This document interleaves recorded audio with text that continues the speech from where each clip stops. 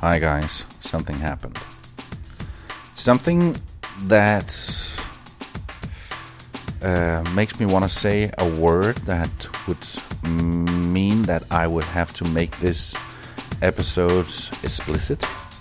Meet Palle, a digital nomad from Denmark on an epic journey around the world. Well, apart from the visit at the small lion park yesterday, which was very interesting, I got some great pictures. You can see them on the radiovagabond.com. I didn't drive that far, and I arrived quite early in the afternoon, I think 2 or 3 o'clock. And then I spent the day at the Airbnb. There was a kitchen, so I was able to do some cooking. I'm all right. Sure. Yeah, absolutely. Just recording something for my... No, that's okay. You're a guest on my podcast. Well, I stopped the car just outside on a road, and a woman came up and said, Are you okay? Apparently it's not normal to stop here, but it's 300 kilometers drive today. I'm going first down to Durban, or close to Durban, back to Durban, and then driving along the coast northeast to a city called St. Lucia. There I'm going to be staying for 2 nights at a backpacker's place, and that's because tomorrow I hope to go to a hippo park that's in that area. So a lot of driving today, and then I'll talk to you later when I get to St. Lucia. My name is Palle, and this is the Radio Vagabond podcast, day number 9 of my South African road trip. Do you remember in the latest episode that I was struggling to pronounce the name of the city I was staying in? But thank God I have the best listeners in the world, and one of them is a woman named Anne. She asked one of her local friends, Lebo, to send her a voice message that she forwarded to me. You said Pietermaritzburg. Pietermaritzburg. There you go.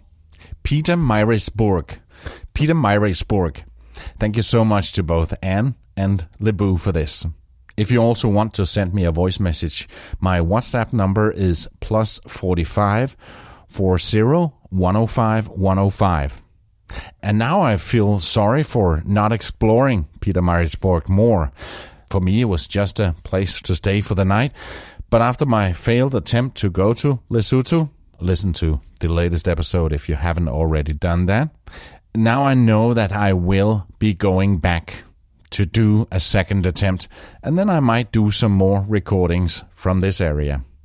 This is day 9 of my 20-day road trip towards Johannesburg, where I'm headed to catch a flight north, which also means that this is the last leg of my African adventures.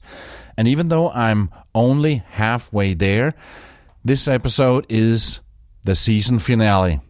Let me tell you why a bit later in this episode. And then I'll also tell you what's going to happen next on the Radio Vagabond. My name is Palle, and welcome to episode 167. Right now, we're heading to St. Lucia here in South Africa. This is the Radio Vagabond podcast. This village, St. Lucia, lies within a unique World Heritage Site that contains 5 ecosystems.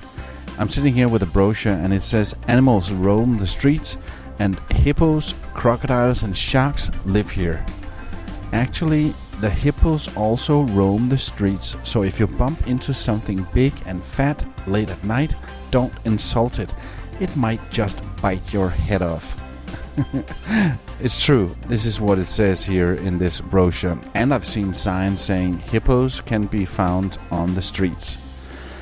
It's an area with more than 800 hippos. So it's a quite unique area. I believe this is the highest number in any place here in Africa. And I'm staying at a place called Monsi Safari Backpackers. It's a wonderful place. A lot of tents set up on wooden platforms. It's got 2 swimming pools and lounge areas and The whole thing is very, very nice. So I think I'll sit by the pool and try to do some editing on my podcast.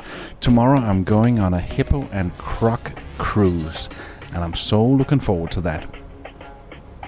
This episode is brought to you in part by Hotels25.com. It's a website that helps you find the best prices on hotels and guest houses and hostels around the world. Hotels25.com.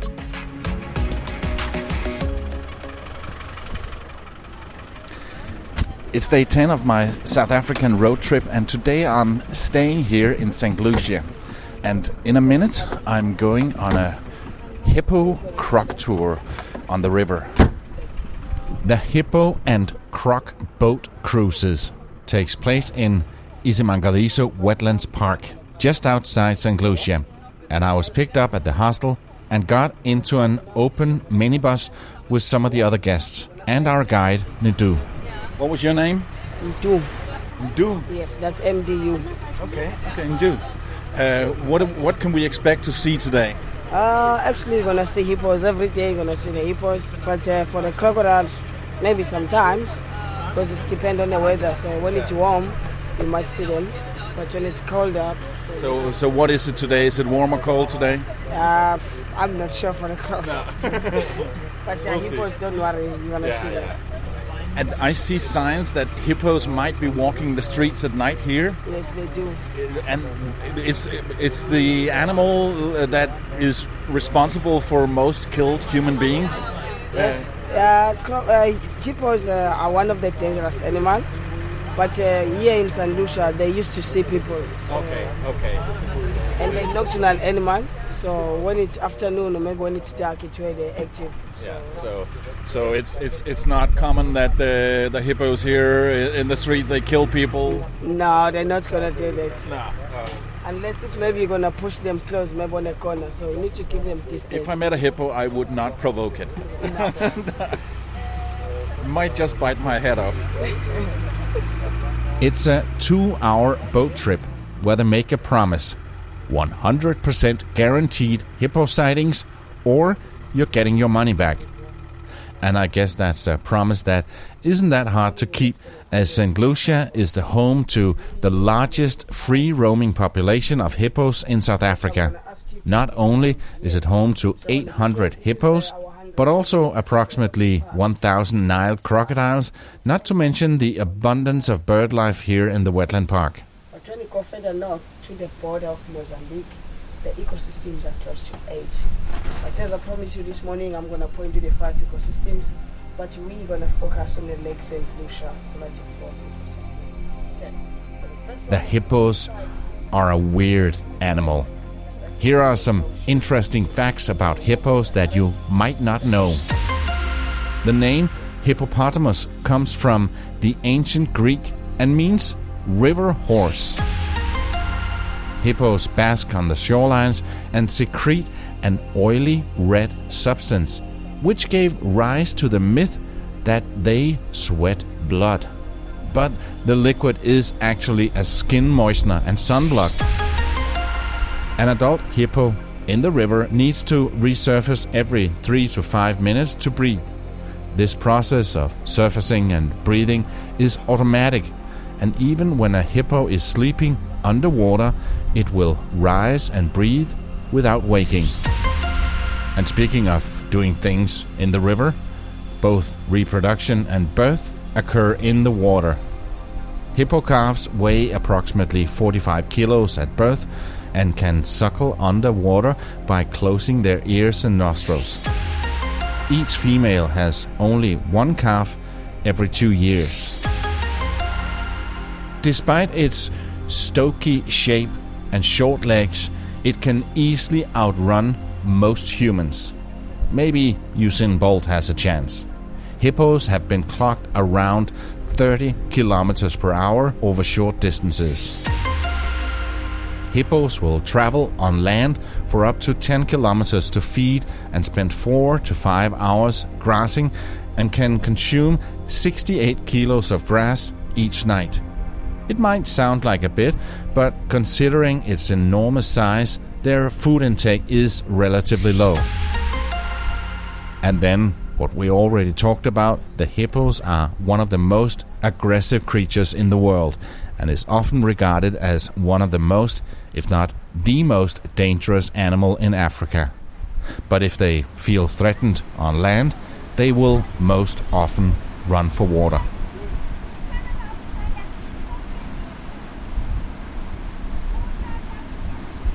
We're 12 people on board this flat bottom boat that's sailing on the river, and the water is anything but clear. It's quite muddy, like it would be in a river, and the river is around, let's say, 50 meters, 60 meters wide, and in each side there are high grass and vegetation, and that's where we would find the hippos. The water level is quite high today, so we are not expecting to see any crocodiles, unfortunately. There are quite a few crocodiles here, and sharks actually, but it's only the hippos that we got to see today, and a few buffaloes that were on the shore. We've been out here for almost 2 hours now, and we are heading back to shore. This has been quite exciting. So we saw a lot of hippos and didn't get to see any crocodiles. Well, that's what I said in this recording, that I thought would be the last from this trip. But then something happened. And just as the trip is about to finish, we did see a giant crocodile. It was right on the banks, and when we got close to it, it jumped down into the water. But we did get to see a crocodile. What a great trip. This 20-second clip that you just heard is nothing out of the ordinary, and yet it's very unique. You see, this was the last recording from day 10, and even though I had 10 more days on my road trip, it also turned out to be the very last field recording I had from my Africa adventures. I'll tell you why and what happened in just a few seconds. Also, I'll let you in on what happened after St. Lucia and then what's going to happen later here in the podcast. But now, another letter from a listener.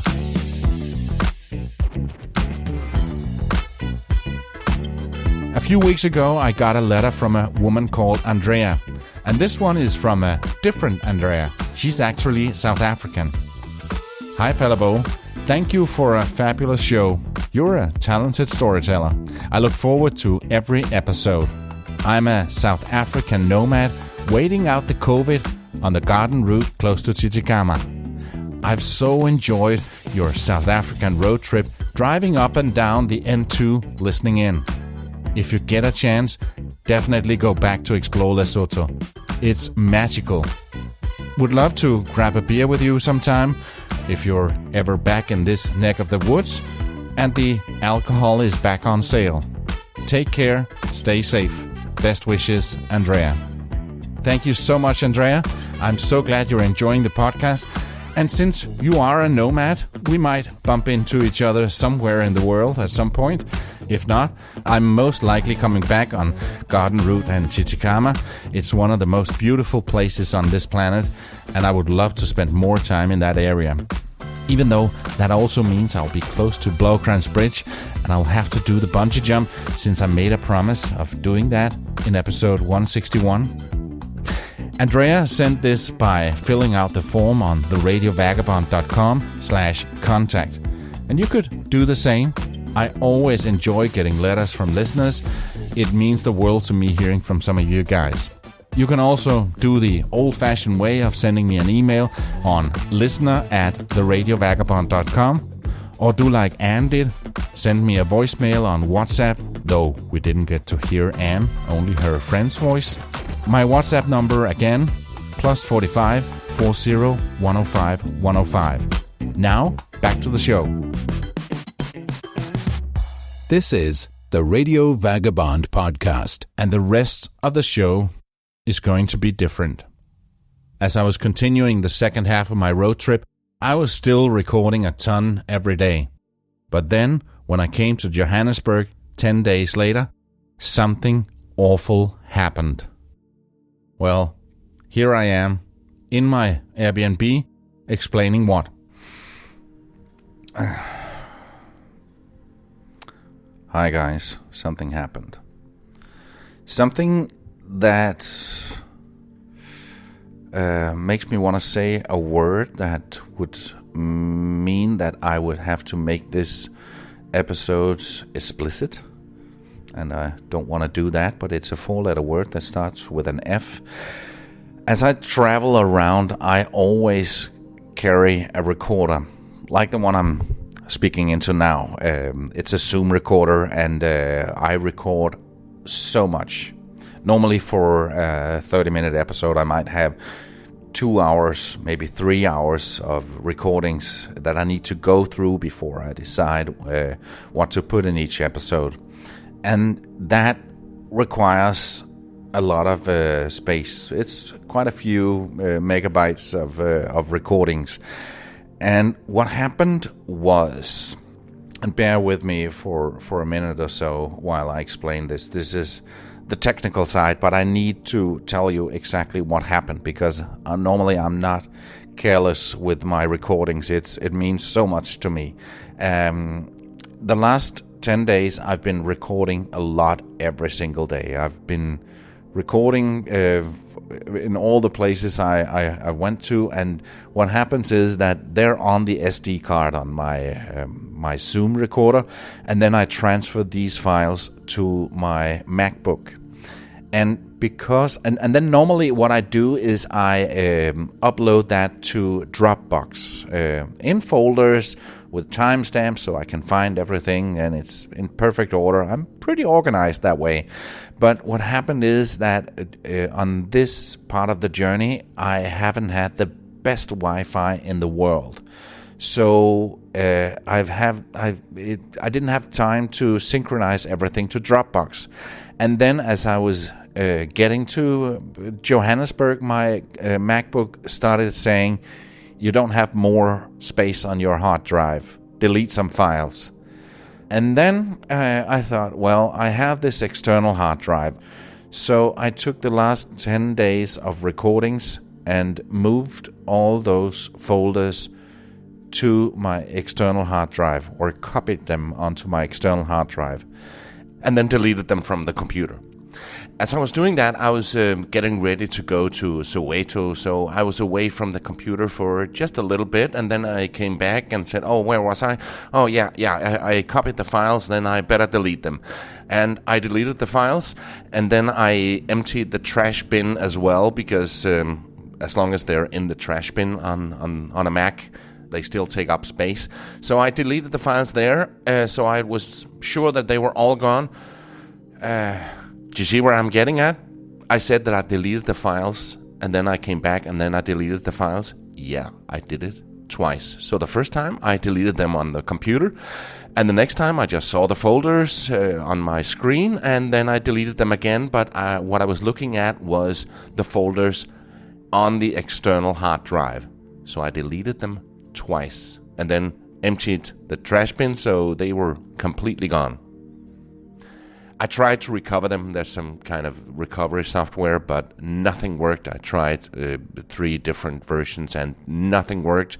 They were gone, and I'm horrified about that. Oh, yeah, it's hard for me to get over. Because I recorded so much, and let me tell you a bit about what happened after St. Lucia, the hippo city. From there, I went to Swaziland. Well, actually, it was renamed just shortly after my visit to the Kingdom of Eswatini. So, not Swaziland anymore, but it was Swaziland when I was there. I stayed at an amazing place in the middle of a national park in Swaziland. Eswatini. It's called Sonzela Backpackers, and it's in Lilvani Wildlife Sanctuary, and it's in the middle of a national park. And in the late afternoon, I went on a game drive with one of the other guests, and we ended up at the top of a hill looking at the wildlife, seeing the animals, and watching the sun go down with a glass of wine, and it was beautiful. And then we went back to the backpackers' place where they were preparing dinner for us over a fire, and we were around the campfire all night chatting away, and it was a beautiful experience and a wonderful place to stay. It's called Sonzela Backpackers, and wonderful. From there I went a bit north to Nilsbrut, and it was more or less just a stop on the way. After Nilsbrut I went to Komatipoort, where I stayed at a guest house for 2 nights.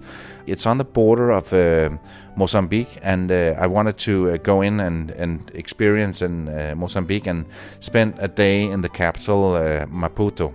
I wasn't able to drive into Mozambique, so I had to drive to the border, put my car there, and then walk across the border to get a local shared minibus into the capital. In Maputo, I just spent the day walking around, having coffee, having lunch, walking in and out of shops and into the different areas. Going back, I was getting onto one of those minibuses again, and even though it's not that big, it's not much wider than a regular car, they are putting 4 people on each row of this minibus. And in front of me, there were 3 African women, and they were not the smallest women, especially around the hips. I don't think I offend them by saying that, because they were talking about that themselves. They were 3 women, very, very tight in one row. And then the driver came and said, "Oh, we need to put one more in that row." And they were squeezing back and forth and said, "Come on, it's not possible, it's not possible." You could not fit even the smallest kid in between those. They were really crammed in there. The guy started playing Tetris with the people, so he moved one of them one row in front and one row in back, and then managed to just size people up, and he managed to get 4 people on each row, and I thought that was really impressive. So I got to see a human Tetris game in a minibus in Mozambique. And then the next day, my Kruger National Park experience started, and this was something I'd really been looking forward to for a long time. Kruger National Park is a South African national park and one of the largest game reserves in the whole of Africa. It covers an area of almost 20,000 square kilometers, 7,500 square miles, or nearly 2 million hectares of land. From north to south, it's 360 kilometers, 220 miles along the Mozambique border. And then it's 65 kilometers, 40 miles from east to west. This park is larger than Israel. It's an almost indescribable wildlife experience. You can get on guided tours and drive around, or you can just go in there in your own car all over, and you can drive around for days without having been everywhere.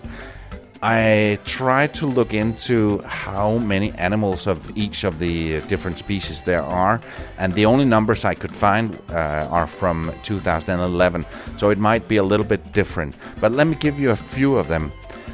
More than 13,000 elephants, around 10,000 giraffes, 3,000 hippos, 1,750 impalas, more than 4,000 crocodiles, 17,000 lions. They also have rhinos, but I don't know exactly how many. Not that many, and this is one of the numbers that I'm pretty sure is different from the 2011 number. I didn't see any rhinos, but I saw the other big 5. One of the things that I really enjoyed watching was the elephants, because At some point I stopped at a rest stop, and I could see down below there was a river, and there were like hundreds of elephants swimming in the river. And behind the river there was the forest and the jungle. And at some point the big alpha male made out a big elephant trumping sound, and all the elephant responded to that signal and got out of the water, and then they all walked into the woods behind them. Really amazing. Really, really amazing. Another experience with the elephants was as I was driving along the road, there was a group of elephants walking across the street. So obviously I stopped the car, and behind me some other cars, but I was in the front of this, and these 15 to 20 elephants were walking across the road right in front of me. And at the very end, the biggest elephant I've ever seen up close in real life, big male elephant, came, and then it stopped right in front of me, and he turned his head and looked at me right in the eyes, to put out the ears so it would be even bigger, and it just looked at me as if he was telling me, "You stay right there, because here comes the baby." And then he walked on, and a smaller female elephant came, and the most adorable little baby elephant that could hardly walk. It was, I don't think it was more than a few days old. Thankfully, I have the photos of this, and I put them on the radiovagabond.com. You got to go and see that. All in all, this was really, really an amazing experience to drive around in Kruger National Park. Actually, I did it for 2 days. The first day I came in from the south. They have many entrances into the park, and then I went out of the park. You can spend the night in the park. I didn't do that. It's very expensive to do that, so I found a place just outside the park in a town called Palabora. And then the next morning I drove back into the park, because it's something you can try to do it in one day, but you can go on totally different places if the second day, and not go anywhere near where you've been the day before. It's so big. So highly recommended, and do that. Whether you drive on your own or you get on one of these guided tours, and if you have the extra money for it, spend the night in there in one of the camps.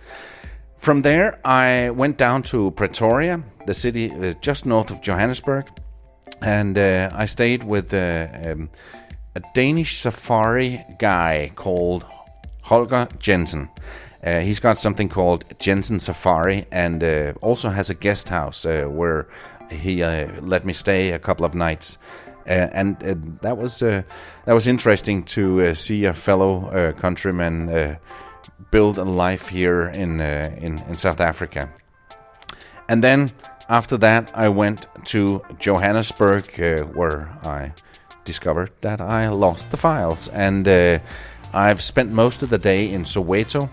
You know, the township that in earlier times was not a safe place to be, but now it's just a part of Johannesburg, and a perfectly safe place with shops and restaurants, and then also the Nelson Mandela House, or Mandela's house is what it's called.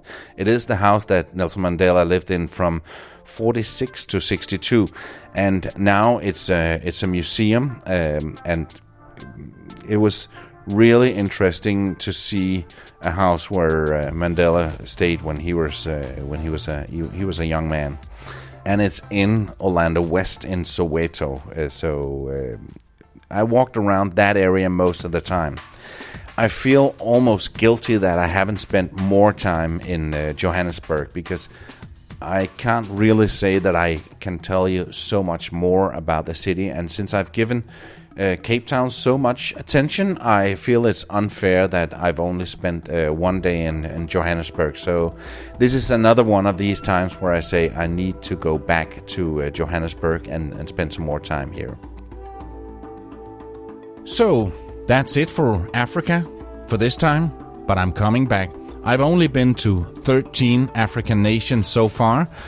And no, I'm not counting Lesotho. I didn't go there, remember? There are 53 African UN nations, so I've only done 25% of them. So, oh yes, I will be back. I'll also promise you that I'll be extra careful not to lose any recordings ever again. But since I am out of recordings, this also concludes Season 4 of the Radio Vagabond. In the next few weeks, while I work on episodes for the next season, you'll get some flashback episodes. Like I did before this season, I've handpicked some of the older episodes from the archive, some episodes that you might never have heard. I'm also going to be dropping a few other bonus episodes. And then I'm doing something crazy. Something that's never been done before.